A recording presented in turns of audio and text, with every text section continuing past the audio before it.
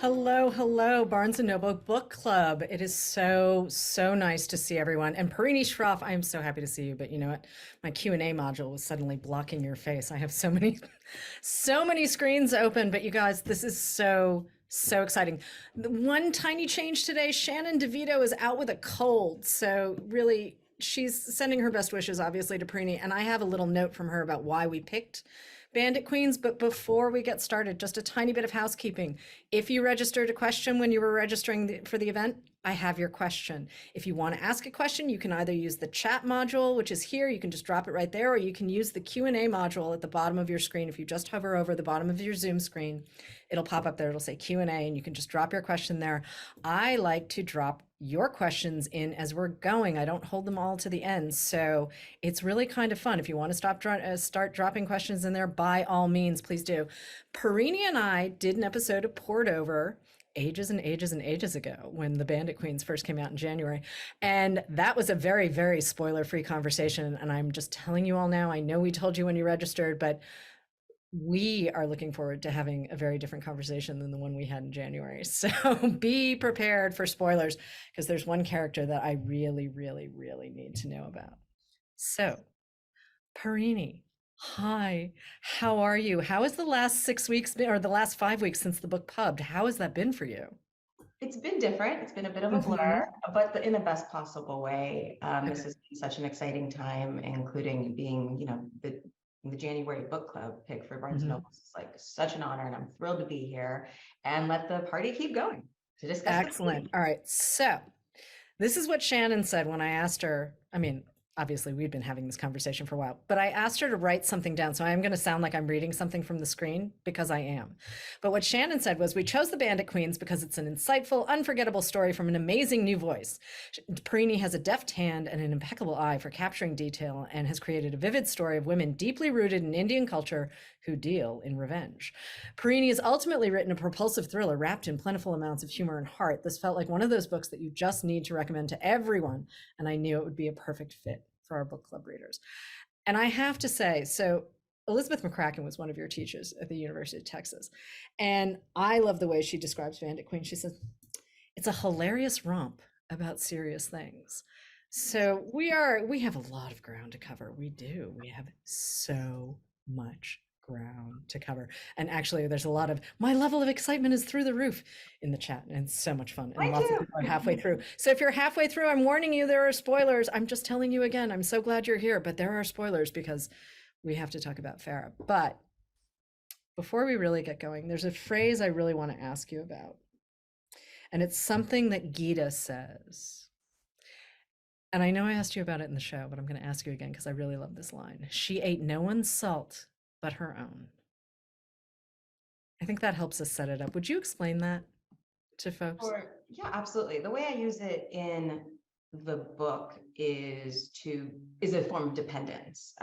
Women, especially in this village, but really across countries and cultures, Mhm. will first eat their father's salt. They'll be a burden on her family home, and then it's almost a relief to the family when they wed her, when they wed a girl off, because then she is her husband and our in-laws problem, and she eats their Mhm. salt.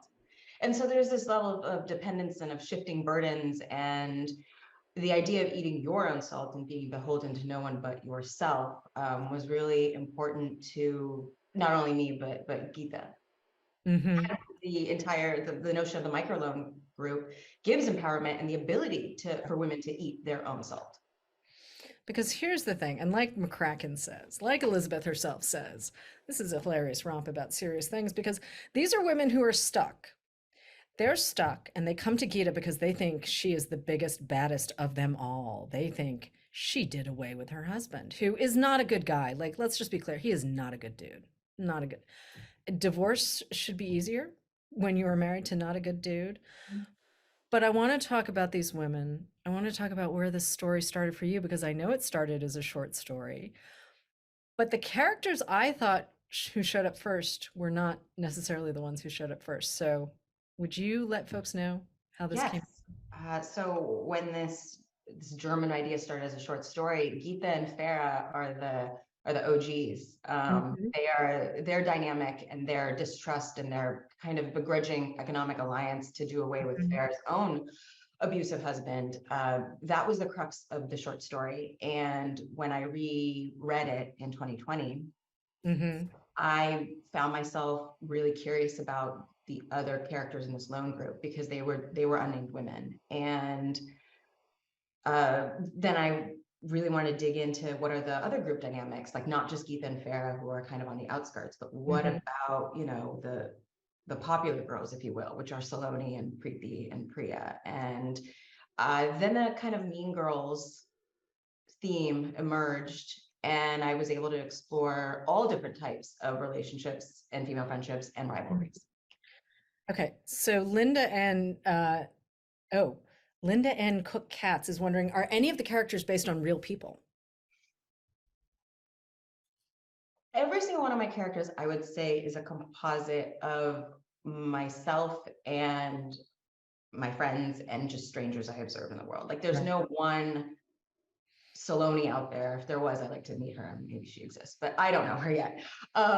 It's just the characteristics that I like about myself or maybe don't like about myself, idiosyncrasies, mannerisms, tics, all that is just pulled from, yes, people I know, but also just strangers I see, on the street or in traffic or at a restaurant. Okay, so then when do the other women show? When do Saloni and the twins show up? When you're reconfiguring this short story into the novel we now know as the Bandit Queens. They showed up, I think around, let's see, a month or two in when I was reworking or reimagining this Yeah. basic novel. I thought to myself, Saloni was a named character, minor character. Saloni and Geetha from the jump did not like each other, and I found myself really drawn to why. I was like, Mhm. why did I make these characters not like each other? And so I interrogated that, and I was like, Farah says it. She says, when you don't like someone that much, it's not apathy. There's a history there. Mhm. And that's when it kind of clicked. I was like, oh, they're estranged. There's a deep history there. I want to delve into it. And I also, knowing that history paved the way for their reunion and that platonic love story between the two of them. So exploring Saloni really just burst the novel open for me. And I'm very grateful for her character. Okay, because here's the thing. I mean, I know you said Gita was one of the OGs. I didn't expect Farah to be one of the OGs because, I know I said this to you ages ago off air, but I underestimated Farah. I did not think she was going to turn out to be who I thought she was a little dumb, to be honest, which says more about me, obviously, than the character. But I didn't think she was, you know, all there. And suddenly we get her as we know her. So let's talk about the evolution of Farah for a second, because did she show up fully formed for you? I mean, if you're saying she's one of the original two characters. She She did, in that she would turn on Geetha. It's so, Uh-huh. I Okay. love talking about these spoilers, but it's just so like freeing. I Uh, know. she's always gonna turn. She's always gonna turn on Geetha. In the short story ending, it ended with Geetha biting into the samosa and seeing that Farah was trying to poison her, and so it ends on Right. that kind of dark beat. So Farah was always, in my mind, playing dumb to get what she wanted, and then she was going to turn on Geetha when Farah felt her back Right. was against the corner. But the redemptive arc of Farah and trying to be a bonobo and being a part of a team as opposed to on her own, that came later, when I returned to it as a novel. So Farah, I guess half formed, maybe one Okay. twist of hers. Do you have a favorite of the women? Saloni. Yeah. Okay, let's Yeah. talk about her for a second because she's a great character, but also very surprising. I mean, I was not expecting her to have sort of the full force of her personality either. I was just like, "Oh, hi, you're interesting." Can we talk about how she came about? Absolutely. And I think this goes for a lot of the women. First impressions are not necessarily the true impressions. Like with each of these characters, I think we see undercurrents. Saloni is not all a bully. Farah is not all a nitwit. Geetha is Yeah. not all a standalone misanthrope. Like she's vulnerable too. Like all these characters have range, and I think they come into their own. And And I think that's important for character development and for people reading to actually enjoy it, is to see these arcs. But Saloni, I when I realized that she and Geeta would have this history, and I Mhm. realized I wanted the novel to follow their reunion, it became important to really flesh out Saloni's regrets, Yeah. Yeah. because that makes her less, it brings her down from the pedestal. She's not just an alpha, she's not just the ringleader of these mean Yep. girls or the lone group. She is a person who is haunted by her choices and wonders and has remorse. One of the things too that I think not every reader is going to be totally aware of is these women all share a caste, and the caste system is something that I think many of us who don't live in India or don't have a great deal of experience with think it's a very well, we may not totally know what it's about. So would you just explain the caste system and explain how your characters sort of fit into the world? Because we do have a couple of questions from book club members who are wondering, what does it mean for the caste system going forward? What does it mean for these women? So the caste system in India is structured. There are a lot of subcastes, but for brevity, I will say there are four major castes in the hierarchy, and then there is the outcast, or the dubbed untouchables, but Dalit is the correct term, and Uh-huh. they are low caste, but technically they're outcast because they're not part of the four, Right. and there are all sorts of purity and pollution uh, stigma issues of the Hmm. Brahmins, which is the top of the four that I mentioned, being seen as pure and incapable of doing polluting work, which is left to the outcast, which is the Dalits I mentioned. And Saloni in the novel is Brahmin, and I made her so because Saloni comes from pretty dire poverty as a child. Right. And that family, despite being on the verge of starvation, white knuckles this pride, this empty pride in their high caste. And Hmm. Saloni is able to parlay that caste into an advantageous marriage, which is then how she, Hmm. forges a life for herself, like pulls herself up from that poverty. And but it's only possible because of her high caste. Like she certainly wasn't able to afford a dowry to broker a marriage. And Kushi is a character who is not part of the microloan group because she is a Dalit woman, Right. so outcast, lives in a separate part of lives on the outskirts of the village, in the south part of the village. And the other women, I don't mention their caste. I mentioned surnames, which in Hmm. India definitely give a hint as to a person's caste, but it just didn't matter. I wanted to talk about the extremes and um, the relationship between those extremes, but the three in between, I don't touch upon them. But that brings me to a fun question that just got dropped in the chat by Elaine Gordon. Do you look at your own group of friends and see how they fit into your life and why? She calls her friends the board of directors, which I quite like. Oh, I love it. Just taking votes, making decisions. I love it. Mhm. A lot of my friendships are big. My friends, my cast of female friends are now far flung. Like we're all in separate parts of Mhm. not only the country, but the world. And so I think I wrote this as an ensemble because I miss the group dynamics of like the quips Right. banter, because so much of my touching base with my friendships is more one-on-one. I fly out to visit them. It's hard to coordinate these reunions where we're all Mhm. together, especially with marriages and jobs and kids and all that. So I would love to have a board of directors, but it seems to be a two board team at a time. Although Zoom has really helped with that.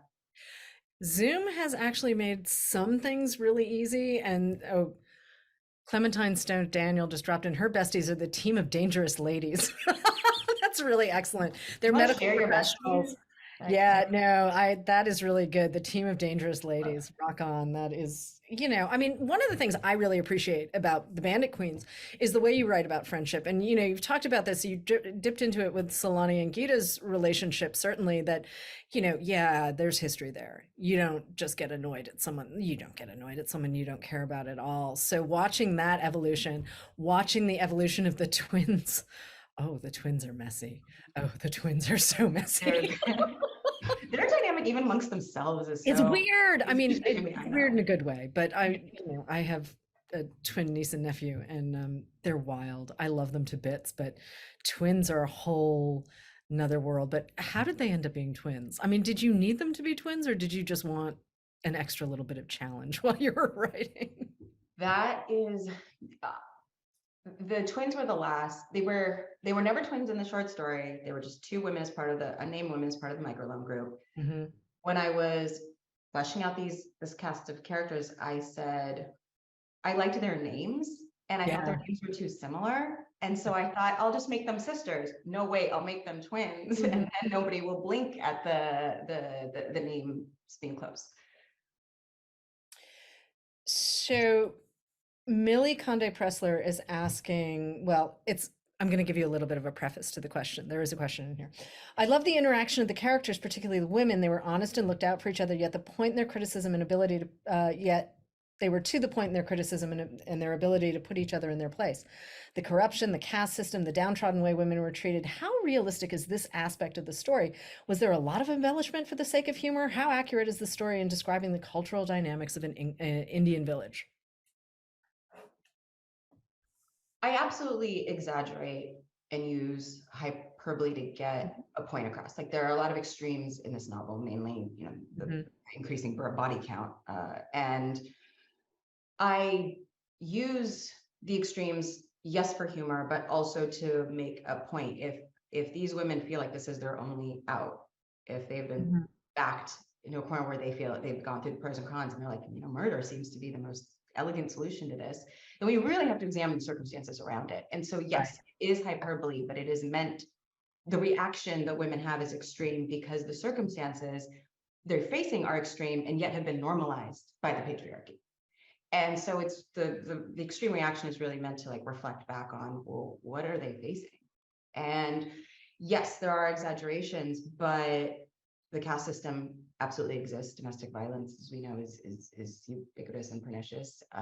Prejudice runs abound not only in this village in India, but throughout the country and beyond, in other countries, in Mhm. all cultures. So the yes, there is a bit of exaggeration, but also no. Yeah. Yeah. I think, we need to be able to step back and laugh at the stuff that horrifies us sometime. And I know that sounds really counterintuitive, but there are things that are just so gross and gruesome that they don't seem real. And yet, we can see for our own eyes that things are really real. I want to ask a question here that Lynn Anderson just dropped this in the chat, and I'm going to ask folks who are on the line if you just answer this in the chat. Was anyone else disappointed that Gita didn't really kill her husband after the way he treated her? I mean, he's really the worst. He's totally the worst. And I had a moment where I suspected she had not early on, simply because, well, I mean, she steals the dog and then she train, Bandit Mhm. the dog, which I'm very fond of Bandit the dog. But Gita, even though, and she idolizes, oh, why? Fulan Devi, who we need to bring up. We need to bring Fulan into the story. But Gita never strikes me as a super hard character. She's just, I don't really care what you people think of me. I'm not really interested in your opinion. I just want to have a life. And, it's, I don't know. I'm not sure I ever would have thought that she actually did it, but I liked watching other people respond to their feelings that she might have done it. I think of Gita as a crab. I feel like Okay. it's hard shell because, sour grapes. If she's a Yeah. social pariah, she doesn't need people, right? If children Hmm. don't like her, she doesn't like children either. So she's built this like identity around being aloof and feared, but she's vulnerable. Like she has a soft belly Hmm. and she does crave human connection. It's just been Right. denied to her for so long. And so Yep. the novel is part of like the second chances of that. But also, like Geeta is of these women, Geeta has the most qualms about killing these people. The other women are like, yeah, let's just, that guy can go, that Let's guy just can do it. go. Let's just be And Geeta's done. the one Right. who's like, wait a minute, like, what about the moral quandary this presents? So it's kind of, it goes back to what we were talking about, first impressions of these characters not being Mhm. they ultimately are. Did you surprise yourself while you were writing this book? all the time. Okay. I Can I we have don't a have couple of one. examples? Yeah, I love it. I can finally share this because I we can know. share this. I've been dying to ask you I this. I had no idea that Darshan, who is Uh-huh. the intended target of the poison curry, I had no Yep. idea he was going to sexually assault Geeta. I had no idea that, Oh, yes, it was just Geeta was trying to, avoid the poison curry. She was in a room alone, and the opportunity. I knew Darshan. I knew he had to die, but the opportunity to yeah. Geeta to kill him in self-defense presented itself, and I thought it was just so. It was organic, and Yeah. it also it helped another plot hole that I was having, which was throughout the novel there is this rumor, this threat of these Dalit girls being assaulted Right. in dawn when they go to relieve themselves in the Mhm. fields, and it was a wonderful way to tie that in, and therefore you're rooting for Darshan. You're not like crying over this man's demise. You're like, Right. nah, it's Yeah, okay. Just that guy, yeah. yeah, Wow, because that was a very, very intense moment in the story, yeah. and to know that that had not sort of been part of the original plan, as it were. Neha Patel has a really specific question that I'm kind of curious to ask because I don't even know where to begin with this. Did the Panchayat vote for Gita's divorce in the end? In addition to this vote, did Gita also have to go through the courts, or did she just go through the courts and sidestep the Panchayat? And I hope I said that correctly. I'm sorry if I didn't, but. It's all right. The panchayat, yes, in my mind, after Hmm. the pages end, the panchayat who, like, there's Saloni who has a seat, and then there's also going to Right. be that quota seat, the Dalit seat, was also filled. And with Sorab, who is Saloni's husband, they had the majority. So Geeta was able to then seek a divorce with a higher court. Like the panchayat is a local Hmm. self-governing body within the government, but in terms of the Hmm. paperwork and the filing, I feel like Geeta had the permission and the support and the resources probably given to her to go to the nearby city and file a petition. So Cheryl Kareem is asking, I love the no idea part. Do you feel like the characters end up taking on a life of their own in the writing process? Because feel like you just said that. I feel like They the do, answer is yeah. Okay. absolutely. So They're let's talk very about, strong-willed women. They don't listen to me. yeah, okay, they don't listen to you, which, as a reader, I appreciate because they're just, they're so much fun. They're so much fun to read. But I want to segue into craft for a second because that is always part of the fun of talking to writers, and everyone is different. And, here you are saying, well, this started as a short story, and then I really had to sit down and rework it. And yes, there was research, and yes, I really had to sit and think about this. But how do we work in Fulan Devi? Like, did you know early on that you needed this character as part of the story, or did she show up during the research? I had always known about the story of India's bandit queen, Poolan Devi. Hmm. And I think when I was sitting with Geeta as an isolated character who needed inspiration or power source greater than herself, I knew Hmm. that Poolan Devi would be that kind of mythical, larger than life Okay. inspiration for Geeta. But it also seemed necessary when I created the character of Kushi Okay. to really emphasize the effect that misogyny had on Phulan Devi's life, but also the effect caste had on her life. Right. Part of what I love about Gita's evolution as a character too is she realizes that it's kind of on her in a way that, and I don't mean, other people thinking, oh, she killed her husband, but that if she wants to change her life, she's got to be the one to do it. And she really does kind of have to buck what other people think. And it makes her fun to read, but also, I mean, there were moments where I was just like, sweetheart, please get out of your way. Please get out of your own way, which we would have less of a novel, obviously, if she did that. But did you have any moments too where you were looking at your characters going, why did you just do that? What, just why? Where are you going?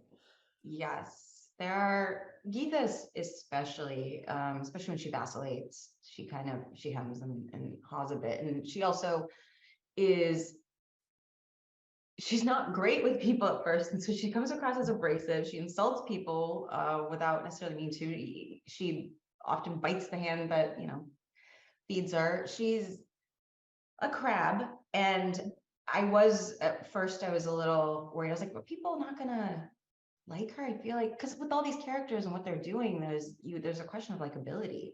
Hmm. But I feel like the onus is on me to not just write a hero. Like, I people are complex, and we say things we regret, and we don't always say things in the right moment.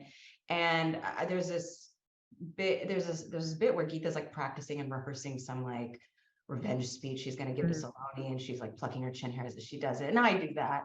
And then she gets to Saloni and just completely botches her like revenge Right, speech, and right. that's such a human thing. Like in fiction and in movies, not everybody says the right thing at the right time, and they're flawed. They're all like flawed. Saloni is just unnecessarily narcissistic at very inconvenient times. Preeti and Priya are manipulative. Farah is, Lord, Farah. Oh, she is. She's a lot. But they're They all trying are. to survive. And I think when you're trying to survive, maybe you make choices that you wouldn't ordinarily make. I think it's easy for us to judge because it isn't collectively our community or, you know, our life path. But I don't necessarily, as a reader, I don't necessarily need people to be likable. I don't need characters to be likable. I need to believe that they believe in themselves. Like, I need the voice, right? So if a writer hits the voice for me, I'm there. I'm Yeah. there. I really, liking the characters is not the issue for me. I still want to know what happens because of where they're going. Elaine Gordon has a question too. She's saying, well, what happens if a character suddenly, you know, zigs when you think they're going to zag? What do you do when they present a different direction? You have to roll with it. Hmm. I Hmm. like when I didn't, like I mentioned, I didn't expect Darshan to go into the room and assault Geeta, but Hmm. I my it's like, what harm could it do? You follow it for as long as it can take you, and if it stops serving you, then you can roll back and rewind and try again until again it stops serving you. Like, that's how I feel like the writing of it's like sometimes these branches and these roads not taken, but eventually you'll find the path that gets you through to the end. Right.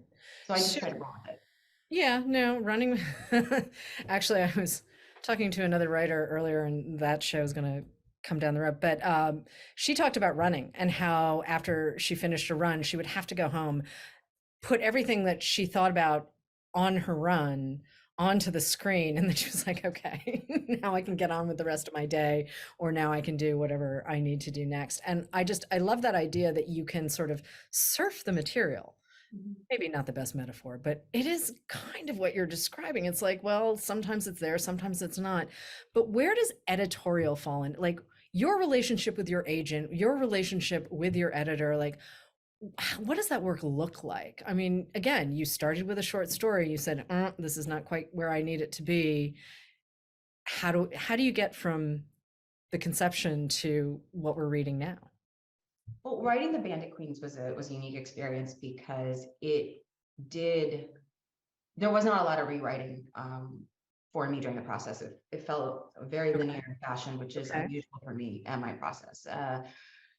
So most of the manuscript kind of came out in a swoop, although there did have to be pacing issues and tweaking, especially once I figured out what the ending was. I had to go back and rework some stuff. But for the most part, it is in a full swoop, except for the last two chapters. The last two Mhm. chapters took like 16 iterations. It took Right. forever. It took like my agent and my editors, invaluable, like Samantha, Hillary, Caroline, I thank you so much. Uh, because they were just, it felt like a loop. Like, I was really far off the first time, and then I kept trying to get tighter and tighter and closer and closer. And then we finally were like, we think this is it. We think Mhm. this is it. And so while I was fortunate enough to have like so much of the novel come out in a very organic way where I just felt like, I don't know, muse was working. The last Mhm. two chapters were quite a struggle, and editing was essential, and having that feedback outside of my head was essential. Lauren Brown is wondering if you deleted any scenes you loved, or did you have a different opening, which I think is an intriguing question. The opening has stayed the same from 2013, back in Hmm. the first draft of the short story, because there Yeah. were many drafts of that. The opening has always stayed the same, and that first line has always stayed the same. The women were Yep. arguing. I think it concisely it summarizes where they start off in the beginning, where they're like there's distress and there's antagonism and there's Yep. history, and then they evolve. But in terms of deleted scenes, as I mentioned, I had to rework the ending. There was a lot of drafts to the last two chapters, and I did lose some of the stuff that I thought was funny, Hmm. and it needed to be shed for pacing reasons and for what have you, and ultimately the right choice. But and I can't even remember what they are now. But in 2020, I was like, oh, that hurts. But cut. You got to do it. But humor doesn't always age well. Like sometimes it just humor, just the way it works, it's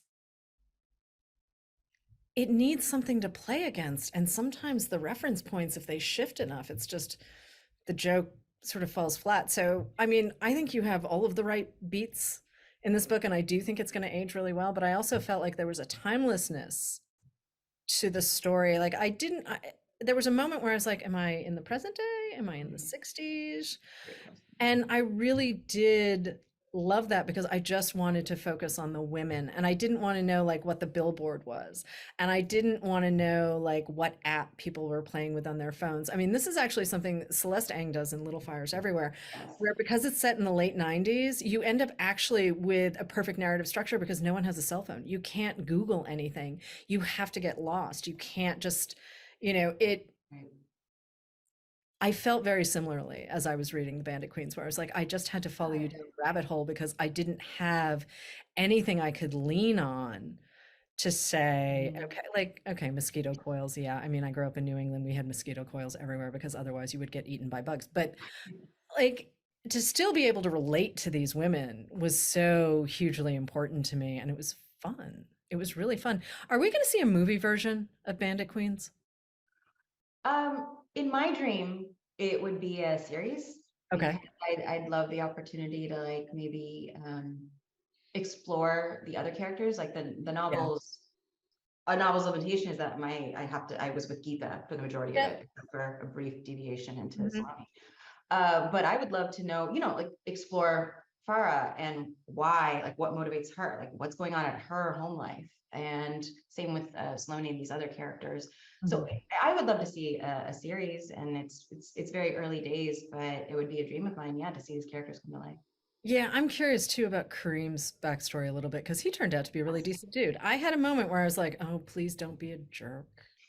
Please, Yeah. she already had a jerk. Please," and he just turned out to be a delight. I was very pleased. Oh, great. Um, He's an ally. Diane M. Yeah, Diane M. is wondering how you balance being a writer and a lawyer. Uh, Dan, I am very fortunate in that I work part-time as an attorney, and because of that, I can control my hours and how much I am going to bill. For instance, this month has been very hectic, so I have not billed as much. Hectic in the best possible way, I should say. I should clarify. So I have not billed as much, and I'm fortunate in that way. And so I treat law as part-time, and then I write part-time, and together I kind of Mhm. police myself to have a full-time job coupled together. And that is how I did when I was working full-time. I wasn't writing as much as I wanted, or with the concentration or discipline I wanted. And that was a big part of my choice to leave the firm and move Right. to Austin. Hey, what was the best part of getting an MFA? You went to one of the best programs in the country, University of Texas at Austin. You studied with some people I love, Christina Garcia, Mhm. Alex Chi, Taya Obrecht. Folks, if you have not read Inland, please go read Inland by Taya Obrecht. It's an earlier BNN book club pick, and it's fabulous. It's so good. And Elizabeth McCracken. So, can we talk about MFAs for a second? What did you get out of that you weren't going to get from just doing the work? Time and space, Hmm. right? And Elizabeth McCracken. Yeah, right. I was fortunate enough, like I not only was in her workshop, but she was also my thesis advisor, Mhm. and she's so brilliant at diagnosing what is and what isn't working in a short Yeah. story, and it's a trait I envy but don't have. Hmm. And so time with her, absolutely, but also time in general and time and space too, right? Because I found my productivity through the roof because I was coming from a legal background, and I was Hmm. billing crazy hours, and I was working. And to be able to have that removed from my plate and to be like, okay, your job is to read and write.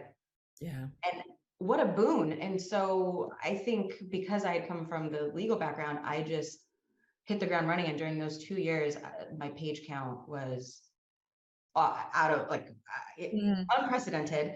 And maybe not all of it was usable, but it's like exercise, right? Like Yeah. it gets you to the usable stuff and you got to Mhm. just do it. So Build the muscles. Speaking build. of, though, I mean, Elizabeth McCracken, obviously part of who you are now as a writer, but let's talk about some other writers you love. I know you love Zadie Smith's White Teeth as much as I do. I know you love, James McBride as much as I do, but let's talk about some of the writers who really have helped make Parini Shroff who she is on the page.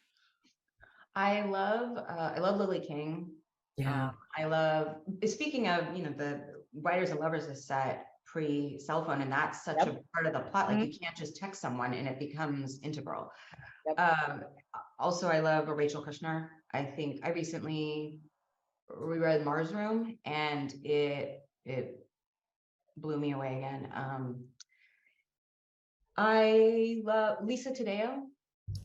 Read Mhm. Animal, and I needed a few minutes to piece together, a few days to piece together my identity before starting another book after Animal. I highly recommend it. Yeah, these are some of the few, like the female Mhm. voices that Yeah. I return to Mhm. for when I'm stuck, including Zadie Smith's White Teeth. Like I can turn to a page in that book and it helps me get unstuck. It sounds to me like you're reading for voice first before everything else. Yeah. It's where I think it starts. Geetha's voice started this. Uh-huh. Even back when I thought I was writing about money, it was Mhm. Geetha's voice. So I think yeah, you nailed it. I mean, for me as a reader, it's always voice, right? Like some people read for character, some people read for language, some people read for story, and I need voice. And I know I said this earlier as we were taping, but I will follow you anywhere. Just get the voice. And it may not be a voice that's familiar to me. It may not be a voice that I'm extremely comfortable with. I mean, that's happened to any reader, right? Where you're just like, I don't know who you are. You're a little creepy. Okay, let's just see what happens, right? And the voice, I mean, it's you know it when you hear it.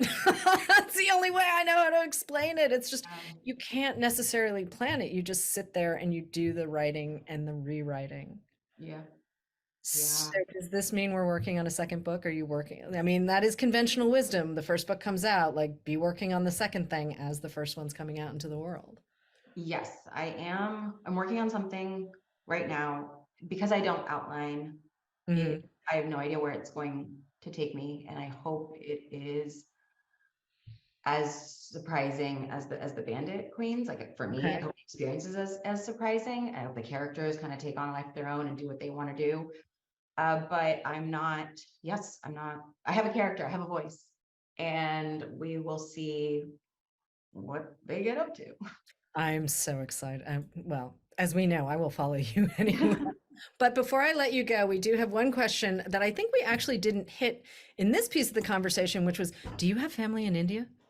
Oh, yes. My father and all my extended family live there. Until recently, my brother was born and raised there. So my summer and winter vacations were always spent in India Right. to see them. Yeah. I mean, so you really do have one foot in the place, as it were, and you do have an understanding of the place that comes with spending, not insignificant amounts of time. It's not like you're sort of dipping in and dipping out very, very quickly. But Sophia Sarwar is wondering, would you revisit any of your other earlier work in future novels? Hi, Sophia Sarwar. We went to law school together. Absolutely. At the risk of, sounding like a two-chick pony, the work that I'm expanding right now was another short story of mine. And so I was like, maybe lightning can strike twice. And I reread it and more questions exploded and the world seemed broader and opportunities seemed missed. So now I'm hoping to take them up. Okay, it sounds to me like you don't outline, you just write short stories and go from there. I mean, listen, we can call it whatever you want, but it sounds like your outlines are, you know, Part one, I Kind think they're like fun. the first act. I think the short Yeah. stories are an outline for the first act, and then they just kind of do their own. I don't know. That's when the characters rebel and they do their own thing. Okay, so now that, the touring is mostly done, I mean, obviously tours now can go on for a very long time because of Zoom and everything else. Is there anything on your TBR pile that you want to share with us? Oh, yes. Okay. Well, I was on vacation and I Okay. just finished Dinosaurs by Lydia Oh, Millen. the Lydia It's Millay, it's so good. so good. It's so Of course. that voice. I know And that voice, Gil. So but good. also like the glass wall of the neighbor's house, and I'm thinking, oh no, like maybe I've read too many domestic thrillers or something, and I just thought, oh no, that book is a delight. Every Thanks. so it's Dinosaurs, Lydia Millay, Millet. She's been a finalist for the National Book Award for the Children's Bible and some other stuff. She is just the bomb. I'm so glad you liked that book because it's wild how It's great that book is. it's so good. And I don't know how she does it in such a short space. But Right? next I'm reading Asia Vice by Dipti Kaur, which I see Uh-huh. behind you. Oh yes, it is great. You will fly through it. I know it's 500 plus pages. Mhm. You will Yeah. fly through it. It is an opening that really will just grab your attention. It is insanely great, and it is the start of a trilogy. Yes, I'm very excited about I'm very excited. I've seen a lot, so I finally like it. a chance to read. I haven't had much time to read, it feels like, until that vacation, and then I got What Dinosaur. I was about to say, lady, when you're promoting a book, especially when it's your first, no, you don't actually get to do a lot of stuff outside of talking about your own work for a while. Is there anything we missed though? I mean, you and I were so excited about the spoilers, and I feel like we hit all of the spoilers that we talked about. But then again, we did also speak for the first time like 6 weeks ago. It's been a minute. I think we did. Well, I remember our main we couldn't wait to dig into was the psychology of Farah, and I feel like we definitely Yeah, she was talked about really big, like where did, sorry, I'm just answering someone's question about the that. Deepti Kapoor, so that they can have the title. It's Age of Vice by Deepti Kapoor. I just dropped it in the chat, and it's great. Renee Townsend, I think you're the person who asked. Yeah, there is some great work out there right now. It's Mhm. there's Just so, got I my mean, TBRs it's the fun of available. reading, right? Like, why Yeah. wouldn't we do more of this? Anyway, Parini, I'm so excited to see you, but I have to let you get back to real life. And I have to let everyone else get back to real life, which is kind of a bummer because I'd rather hang out with all of you today, but Thank we got you. This we was got our such excellent break for the afternoon. And hey, if you're joining us for the Snow Hare in March, we're doing it a week later. We're going to be on March 14th instead of the first Tuesday. So it's the second Tuesday in March. Obviously, we'll post it to bn.com and everything, and you can catch us there. It's just we're off a week, and it'll be fine. But thank you, Parini. I adore you. I'm so happy to oh, see you whenever I get to see you. feeling So, is mutual. We I gotta get mean, lunch on really, trip. oh, we have to get, yeah. Well, you know what? At some point, we just, Inland, I'm telling you, everyone, Inland by Taya Obrecht. It's so great. There's a camel in the desert. You would not expect anything that happens in this book, which is kind of like Bandit Queens, because a lot of what you think is going to happen isn't quite what happens, which makes it more fun when you're reading it. Anyway, thank you. Everyone, have a great afternoon, and we'll see you at the next Barnes& and Noble Book Club meeting. Thanks, everyone. Bye.